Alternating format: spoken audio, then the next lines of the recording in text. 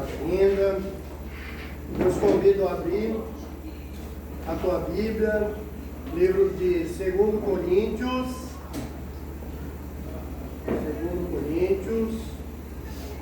capítulo 8. 2 Coríntios 8.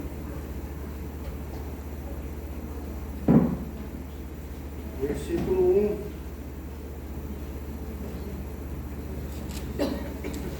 Em 2 Coríntios 8, versículo 1. Diz assim: também, irmãos, queremos que estejam informados a respeito da graça de Deus que foi concedida à igreja da Macedônia, porque no meio de muita prova, de tribulação, manifestaram abundância de alegria, e a profunda pobreza deles transbordou em grande riqueza de generosidade. Porque posso testemunhar que na medida de suas posses, e mesmo acima delas, eles contribuíram de forma voluntária, pedindo-nos com insistência a graça de participarem dessas assistências aos santos. Versículo 5. E não somente fizeram como nós esperávamos, mas pela vontade de Deus deram a si mesmos, primeiro ao Senhor, depois a nós. Isto nos levou a recomendar a Tito que, assim como havia começado, também completasse esta graça entre vocês. Amém? Amém. Hoje começamos, a celebrar o primeiro ano da nossa igreja. E glória a Deus por isso. Este é um tempo de gratidão. Toda celebração, comemoração, é uma gratidão. A gente está ali contente, comemorando, O 7 de setembro é a comemoração da independência, Acho que os mais antigos gostam de ir no desfile cívico, Agora fica ruim, porque está calor, e até o desfile tem partido, fica aquele ladainho, Mas é uma comemoração da República. E a celebração do aniversário do primeiro ano de uma criança não é uma comemoração para os pais? A celebração de aniversário nosso é uma comemoração, a gente comemora. O Natal, comemoração, assim como o outro. Então a gente está celebrando. E como aconteceu com a igreja da Macedônia, que nós lemos aí em Coríntios, entendemos que a alegria em Deus nos leva a ofertar com disposição e generosidade. É a alegria em Deus, que se depender de nós, se depender da nossa essência, do nosso eu, fica difícil. É natural isso em nós. Mas é a alegria em Deus que nos leva a essa disposição e generosidade. Tem alguns pontos para nós aprendermos com essa palavra. Primeiro, a alegria vem de Deus. Primeira coisa que nós devemos entender, que a alegria, ela vem de Deus e não das circunstâncias. Que as circunstâncias, elas são contrárias.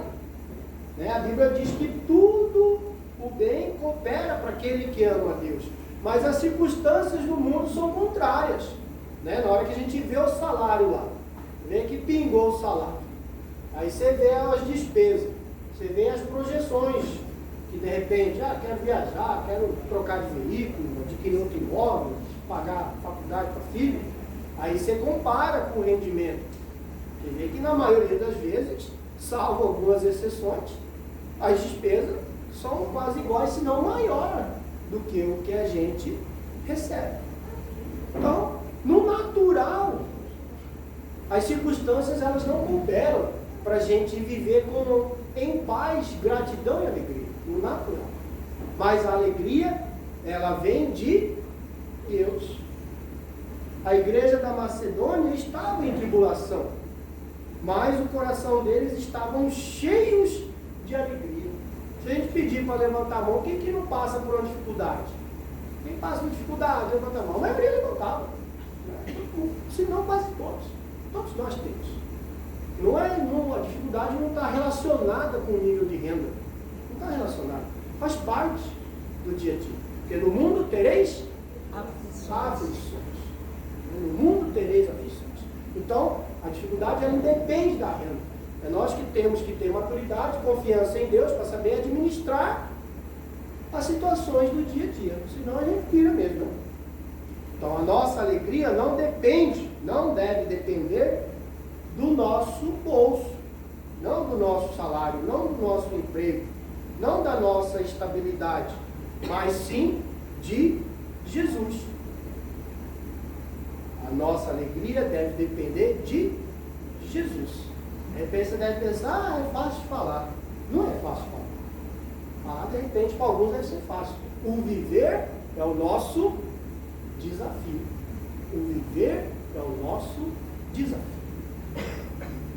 Como está lá em Abacuque, ainda que a figueira não floresça, nem que haja fruto na vide, ainda que a gente se decepcione com a oliveira, todavia, nós nos alegraremos no Senhor. Exaltemos o Deus da nossa salvação. Abacuque 3. Qual que é a aplicação que nós podemos tirar desse texto? Mesmo em tempos difíceis, nós temos a oportunidade de sorrir e agradecer a Deus, porque o Senhor é a nossa fonte de alegria. Nossa fonte de alegria deve ser o Senhor, e não estabilidade, patrimônio, conforto. Nossa fonte de alegria deve ser o Senhor, porque tudo que está aqui é passageiro, é efêmero, e as coisas por si só o tempo consomem elas. Beleza? Segundo ponto que nós podemos tirar desse texto: a alegria com Deus gera generosidade. Aleluia. A alegria com Deus gera generosidade. Aqui nós vemos que o coração da galera estava em Deus. E o coração de quem está em Deus, ele é generoso. Não é tacanha, não é muquirana, não é apegado às coisas. Quem ama dá com prazer e alegria e não Aleluia. com tristeza. Quem ama é generoso. Segundo Coríntios 9, 7, um pouquinho lá para frente, fala: cada um dê conforme determinou em seu coração, não por pesar, muito menos por obrigação ou por constrangimento, pois Deus ama quem dá com alegria. O nosso ato de ofertar, de dar, de contribuir, não deve ser por constrangimento. Estou constrangido porque tem alguém me olhando. Eu estou com medo. Se eu não contribuir, vou ser julgado. Não. Tem que ser por vontade, por alegria no coração.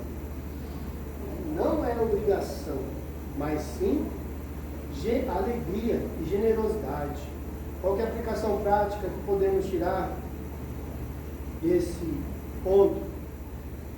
A nossa oferta no dia de hoje, ela deve ser fruto de alegria e felicidade e gratidão do nosso coração, não de uma obrigação. Não de uma obrigação, mas sim de generosidade e gratidão a Deus. Beleza? Por fim, terceiro ponto: ofertar é um privilégio. Amém. E não uma obrigação ou imposição. A casa do Senhor não é a Secretaria de Finanças do governo, né?